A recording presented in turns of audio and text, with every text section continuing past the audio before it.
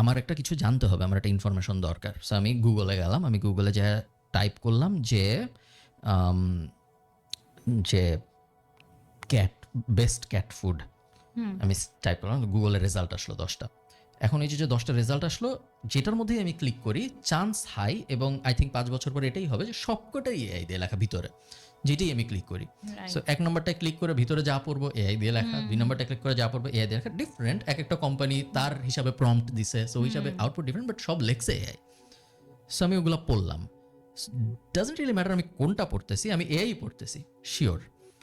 অনেক মানুষ যেটা করে, সে গুগল পর্যন্ত যায়ই না, সে এই জিনিসটা বুঝে গেছে যে খামাখা আমি গুগলে যা সার্চ দিব, তারপরে গুগল 10টা রেজাল্ট দিবে, এরপরে আমি একটা রেজাল্টে ক্লিক করব, তারপরে আমি এআই এর জিনিসই পড়বো, আমি ডাইরেক্ট এআই এর জিজ্ঞেস করে নিতে পারি, এত ঘুরায় পেঁচায় যাওয়ার দরকার কি। সো অনেক মানুষ এখন এআই নেটিভ হয়ে গেছে, যারা এআই নেটিভ বলতে আমরা তাদের বুঝাই যারা তাদের first point of contact AI. So যে কোনো কিছু হইলে তারা প্রথমে যে এআই এর সাথে যে অ্যাড করে ওইটার ব্যাপারে একটা, তারপরে যে